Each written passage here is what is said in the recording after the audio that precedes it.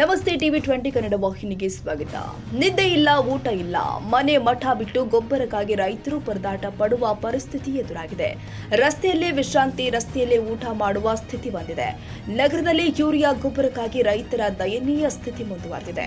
ಗದಗ ನಗರದ ನಾಮಜೋಶಿ ರಸ್ತೆಯಲ್ಲಿನ ಗೊಬ್ಬರದ ಅಂಗಡಿ ಎದುರು ನಸುಕಿನಿಂದಲೇ ಸರತಿ ಸಾಲಲ್ಲಿ ಅನ್ನದಾತರು ನಿಂತಿದ್ದಾರೆ. ಮಕ್ಕಳು, ಮಹಿಳೆಯರು ಸೇರಿದಂತೆ ಇಡೀ ರೈತ ಕುಟುಂಬಗಳು ಸರತಿ ಸಾಲಲ್ಲಿ ಕ್ಯೂ ನಿಲ್ತಾ ಇದ್ದು, ಮಕ್ಕಳನ್ನ ಶಾಲೆ ಬಿಡಿಸಿ ಕ್ಯೂನಲ್ಲಿ ನಿಲ್ಲಿಸಿ ಗೊಬ್ಬರ ಪಡೆಯುವ ಅನಿವಾರ್ಯತೆ ಎದುರಾಗಿದೆ. ಯೂರಿಯಾ ಗೊಬ್ಬರ ಸಮರ್ಪಕ ಪೂರೈಕೆ ಬಗ್ಗೆ ತಲೆಕೆಡಿಸಿಕೊಳ್ಳದ ಕೃಷಿ ಇಲಾಖಾ ಅಧಿಕಾರಿಗಳ ವಿರುದ್ಧ ರೈತರು ಆಕ್ರೋಶ ಹೊರಹಾಕಿದ್ದಾರೆ. ರಾತ್ರಿ ನಾವು ಗೊಬ್ಬರ ಸಿಗಲ್ಲ ಅಂತೇಳಿ ಪಾಳ್ಯಾಕ ಹಚ್ಚಿಬಿಡ್ತಾರೆ. ಟ್ಯಾಕ್ಟ್ರಿ ಎಲ್ಲ ತೊಗೊಂಡ ಬಂದಿರಿ. ಒಂದು 10 ಮಂದಿ ನಾವು ಬೆಳ್ತಂಗ ಇಲ್ಲೇ ಇದ್ರು. ಬೆಳ್ತಂಗ ಇಲ್ಲೇ ಇದ್ವಿ. ಮಲ್ಕೊಂಡ್ರಿ ಪಾಳ್ಯ ರಾತ್ರಿ ಮತ್ತೆ ಖಾಲಿ ಮಾಡ್ತಾರೆ ಅಂತೇಳಿ ರಾತ್ರಿನ ಬಂದು ಪಾಳ್ಯಾಕ್ರಿ. ಈಗ ಎಷ್ಟು ಕೊಡ್ತಾರೆ ರೀ?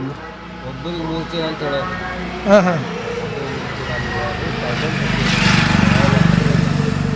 ಆಧಾರ್ ಕಾರ್ಡ್ ಆಧಾರ್ ಕಾರ್ಡ್ ಮ್ಯಾಗ ಒಬ್ಬರಿಗೆ 3 ಕೊಡ್ತಾರೆ. ಒಬ್ಬರಿಗೆ 3. ಈಗ ನಿಮ್ಗೆ ಎಷ್ಟು ಬೇಕಾಗುತ್ತೆ ಒಬ್ಬರಿಗೆ? ನಮಗೊಂದು 5 ಮಂದಿಗೆ 6 ಚೀಲ 7 ಚೀಲ ಬೇಕಾಗುತ್ತೆ. ಮತ್ತೊಂದು ಬೇಕಾದ್ರೆ ಮತ್ತೆ ಪಾಳೆ ಹಚ್ಬೇಕು. ಮತ್ತೆ ಪಾಳ್ಯ ಯಾವರಿಂದ ಬಂದಿರಿ?